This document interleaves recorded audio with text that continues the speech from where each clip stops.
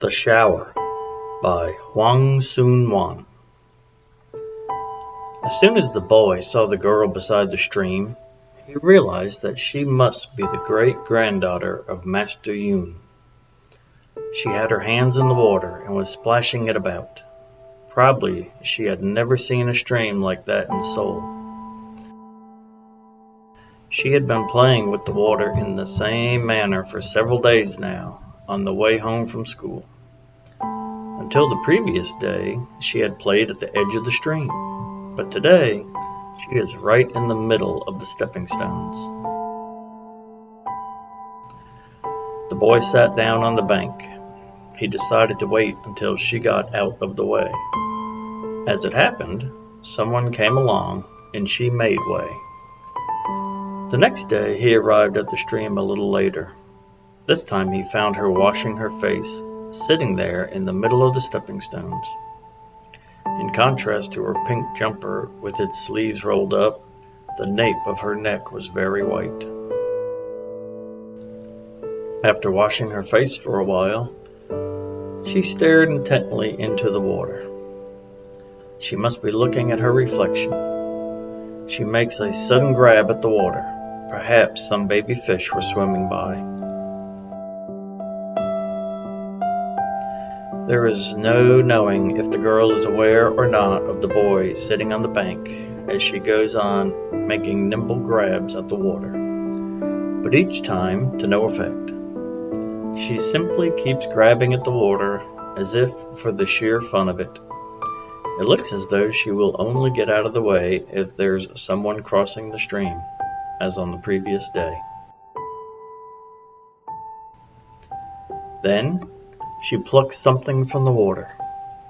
It was a white pebble. After that, she stands up and goes skipping lightly across the stepping stones.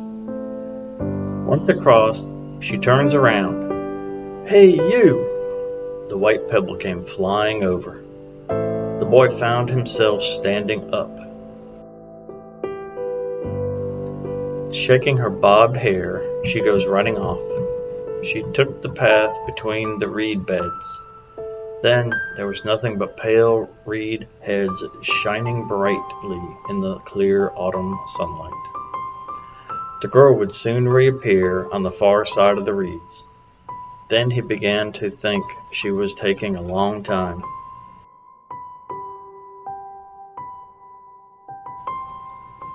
Far away, on the other side of the patch of reeds, a bunch of reeds were moving. The girl was hugging the reeds. Now she was walking slowly. The exceptionally bright sunlight shone on the girl's reed-like hair. It was as if a reed, not the girl, was walking across the fields.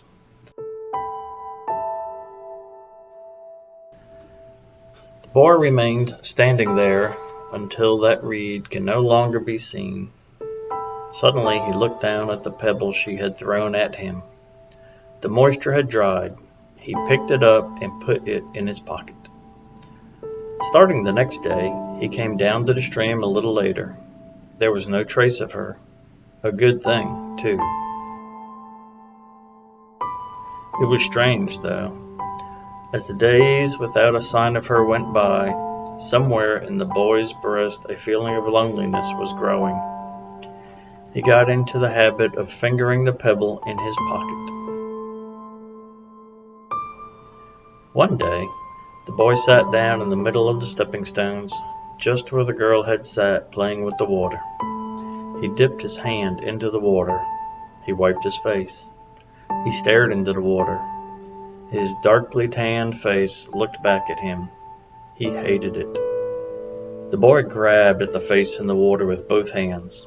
Several times he grabbed at it. Then he suddenly sprang up in surprise. Why, the girl is coming, walking this direction. She was hiding, watching what I was doing. The boy started to run. He missed his step on a stone. One foot went into the water. He ran faster. If only there was somewhere he could hide. On this side, there are no reeds, just buckwheat fields. He had the impression the perfume from the buckwheat flowers was pricking his nostrils as never before. His head was spinning. A salty fluid seeped between his lips into his mouth. His nose was bleeding. Blocking his bleeding nose with one hand, the boy went running on. He had the impression of a voice following him, repeatedly calling out, "Silly boy, silly boy." Saturday came. When he reached the edge of the stream, the girl, whom he had not seen for several days, was sitting beside the stream playing with the water. He started to cross the stepping stones, pretending to ignore her. A few days previously, he had simply made a fool of himself in front of the girl, so today he crossed the stepping stones cautiously, whereas before he had walked across them as if they were a highway. "Hey!" He pretended not to hear. He climbed up the bank and stopped. "Hey, what kind of shell is this?" Unthinkingly, he turned around. He found himself facing the girl's bright dark eyes. He quickly turned his gaze to the girl's palm. "It's a butterfly clam. That's a pretty name."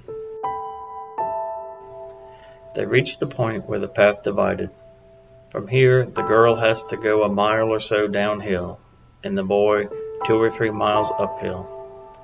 The girl stopped and said, "Have you ever been beyond that hill?" She pointed beyond the end of the fields. "Never." "Why don't we go?" "Down here in the country, it's so boring. I can't stand it. It's a long way, anyway."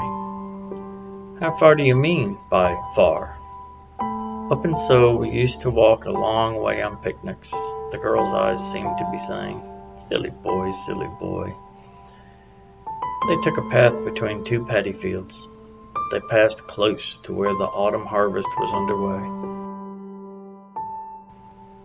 A scarecrow was standing there. The boy shook its straw rope. A few sparrows go flying off. The thought comes to him that he was supposed to go home early today to scare the sparrows from their main paddy field. This is fun. The girl is holding the scarecrow's rope and is tugging at it. The scarecrow sways, seeming to be dancing. The scarecrow sways and seems to be dancing. A light dimple appeared on the girl's left cheek. A bit further away, there is another scarecrow. The girl goes running toward it. The boy is running behind her. It's as if he's trying to forget that today he was supposed to go home early and help with the work. He just runs on close beside the girl. Grasshoppers strike their faces and leave them stinging. The perfectly clear azure sky of autumn starts to turn before the boy's eyes. He is dizzy. It's because that eagle up there, that eagle is turning. Looking behind, the girl is shaking the scarecrow he has just run past. It sways better than the other one. At the place where the rice fields end was a ditch. The girl jumped across it. From there, as far as the foot of the hills was all fields. They passed the top of the field where millet stalks were stacked together. "What's that? A shelter?" "Look, little yellow melons. Are they good?" "Sure, they're all right, but watermelons taste better." "If only I could eat one." The boy went into the field where white radishes had been sown among the remains of the melon plants and came back with 2 radishes he'd pulled up. They were still not fully grown. After he twisted off and thrown aside the leaves, he handed one to the girl. Then, as if to say, "This is how you eat it," after taking a bite at the larger end, he peeled away a strip of the peel with his nails and bit into the flesh beneath. The girl followed suit. But before even 3 mouthfuls, she exclaimed, "Oh, it's peppery and it stinks," and hurled it from her. "It tastes awful. I can't eat mine either." The boy threw his even farther. The hills had come nearer. Colored autumn leaves drew close to their eyes. Yah! The girl went running toward the hills. Now the boy was running behind her anymore. Now the boy was not running behind her anymore. Instead, he was picking more flowers than the girl had gathered. This is chrysanthemum. This is a bush clover. This is a bellflower. I never realized that bellflowers could be so pretty. I love purple. But this flower, like a sunshade. What is it? That's valerian. The girl pretends to be holding the valerian like a parasol. At the same time, the delicate dimple appears in her slightly flushed face. Again, the boy picked a handful of flowers for her. He selects only the fresh flowers to give her. But the girl says, "Don't throw even one of them away." They climbed up by the way of the ridge. On the slopes of the valley opposite, a few thatched cottages were grouped harmoniously. Neither said anything, but they sat down side by side, straddling a rock. All around them seemed exceptionally quiet. The hot autumn sunshine was spreading the fragrance of grass drying. That was all. What kind of flower is that? On a rather steep incline, the last flowers of the season were blooming on a tangled arrowroot creeper. It looks just like wisteria. There is a big wisteria in our school up in Seoul.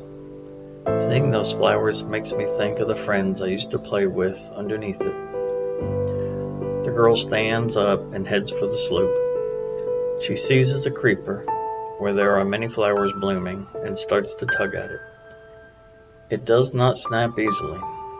Making more of an effort, she ends up slipping. She grabbed hold of an arrowroot vine. The boy, alarmed, came running over. The girl held out her hand. As he was pulling her up by the hand, the boy apologizes that he would have picked it for her. Drops of blood were seeping from the girl's right knee. Automatically, the boy applied his lips to the scratch and began to suck. Then, struck by some thought, he rose and went running a little way off.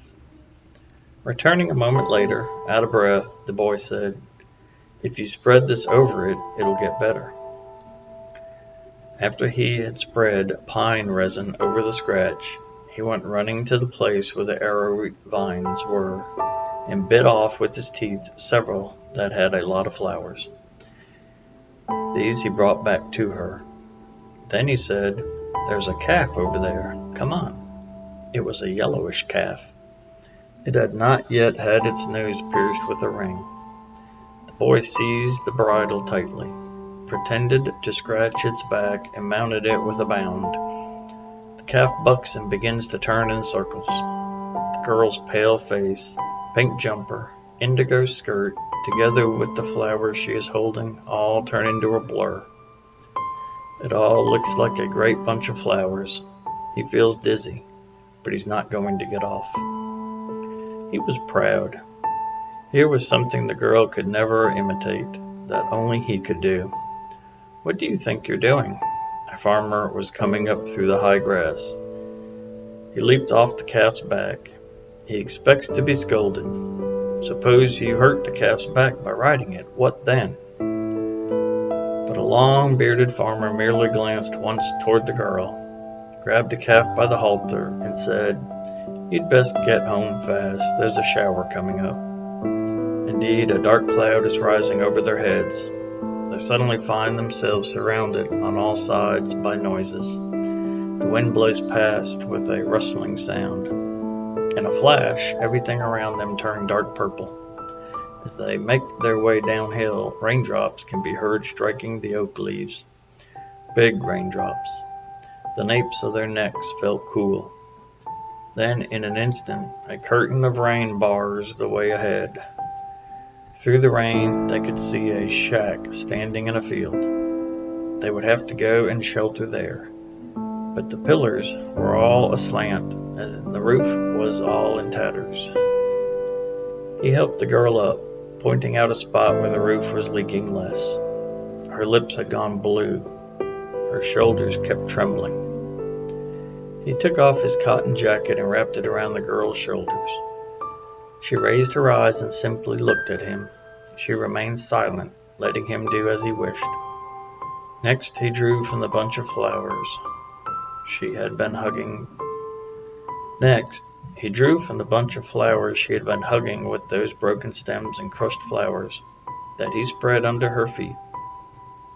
Rain soon began to drip onto the spot where she was standing. They could not shelter there any longer. After looking outside, the boy went running toward the millet field, as if struck by a thought. He pushed apart one of the stacks, formed by leaning the millet stakes together upright, then carried over another stack and added it to the first. Then he parted the stalks again, before waving her to come over. The rain did not penetrate inside the stacks of millet. It was a dark and very narrow space. The boy sat beside the stack and let the rain soak him. Steam rose from his shoulders. The girl told him, in a kind of whisper, that he could come and sit inside. "I'm all right," he replied. Again, the girl told him to come and sit inside. He had no choice but to enter backwards. As he did so, he crushed the flowers the girl was still holding, but the girl thought it did not matter. The stench from the boy's wet body filled her nostrils, but she did not turn her head aside. Rather, she felt that the trembling in her body was diminishing on account of the warmth of the boy's body. Abruptly, the noise on the millet leaves stopped. It was clearing up outside. They emerged from among the millet stalks. Not far in front of them, sunlight was already shining down dazzlingly. Not far in front of them, the sunlight was already shining down dazzlingly. Arriving at the ditch, they found a great flood of water filling it. In the sunlight, it shone red, a muddy torrent. They could not jump across it. The boy turned his back to her. The girl obediently let him carry her. The water rose as far as the boy's rolled up breeches. The girl cried out and clasped at the boy's neck. Before they reached the stream, the autumn sky had cleared, and soon it was completely blue, cloudless, as if nothing had ever happened. After that, there was no sign of the girl. Every day he ran to the stream to look, but she was not to be seen. At break time in school, he used to search the playground. He even stole a secret glance into the 5th grade girls' classroom, but she was not to be seen. That day, too, the boy came out up to the stream side, rubbing his white pebble in his pocket. Lo and behold, if the girl was not sitting there on the bank of the stream. Too boring, so I came out. You know, it was fun that day. Only, somewhere that day, this got stained and it won't come out. She looked down at the front of her pink jumper. It was stained with what looked like dark red mud. The girl silently displayed her dimple as she asked, "What kind of stain could it be?"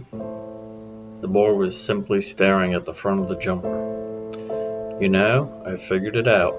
That day, when we crossed the ditch, I rode on your back, didn't I? This stain came off your back then." "You know, I figured it out. That day, when we crossed the ditch, I rode on your back, didn't I? This stain came off your back then." The boy felt his face flush. At the parting of the ways, the girl added, Here we picked the jujubes up at our house this morning for the ancestral rites tomorrow." She offers him a handful of jujubes. The boy hesitates. "Taste one. My great-grandfather planted the tree," he says. "They're very sweet." The boy held out his hands cupped together, saying, "Why, they're really big." Then this time, After the ancestral rites, there's something more. We're vacating the house.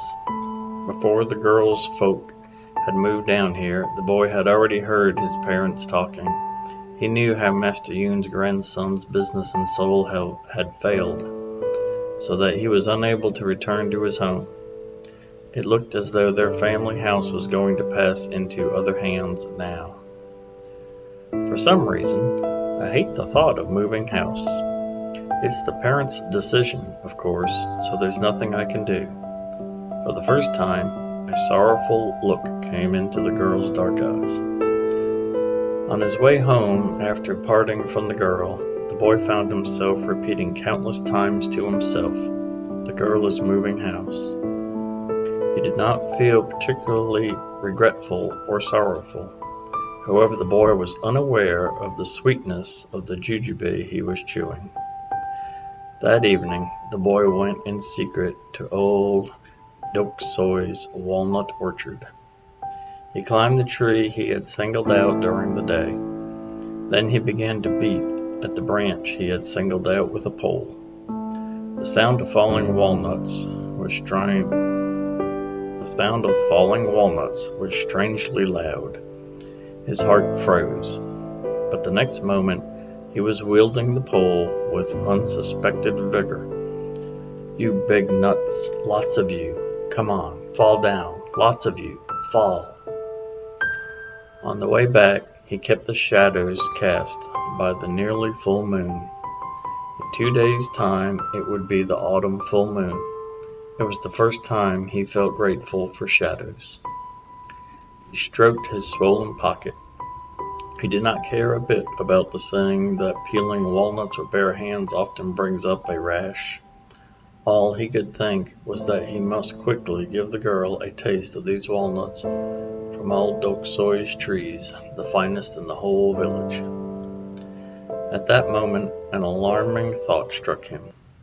He had failed to tell the girl that once she was better, before they moved away, he wanted her to come out one last time to the stream side.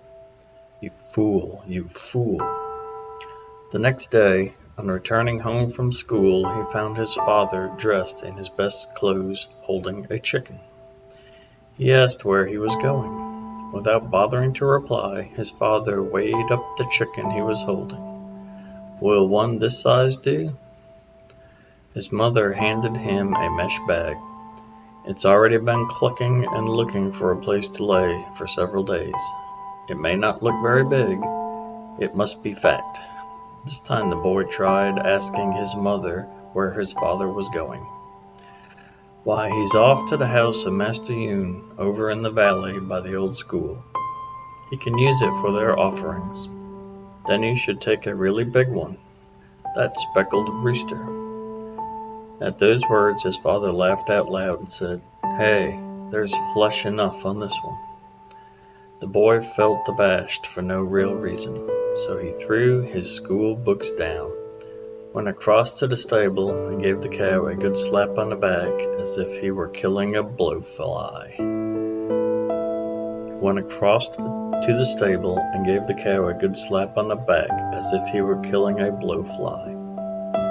The water in the stream matured daily. The boy went up to the parting of the ways and turned downhill. The village round the old school looked very near beneath the clear blue sky.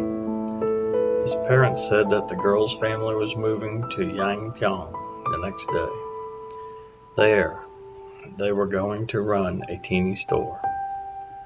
Unthinkingly, the boy caressed the walnuts in his pocket, while with the other hand he was bending and breaking off a host of reeds. That evening, the boy kept returning to the same idea, even after he was laying down to sleep. Tomorrow, suppose I went to see the girl's family leaving. If I went, perhaps I might see her. Then he must have drifted off to sleep. But then, well, really, what a world we live in. Father must have come back from the village. Just look at the family of Master Yoon now. All their fields sold off. the house they've lived in for generations handed over to other folk, and then the child dying before his parents. His mother, sitting sewing in the lamplight, replied, "The great-granddaughter of his was the only child, wasn't she?" "Yes, there were 2 boys, but they lost them both when they were still small. How can a family be so unblessed in its children?" "That's a fact. The girl, now, she was sick for several days and they couldn't even afford any proper medicine. Now the whole family line of Master Yoon is cut off. But you know, that little girl, don't you think it's a bit odd? Why, before she died, believe it or not, it seems she said that if she died, she wanted them to bury her in the clothes she'd been wearing every day, just as they were."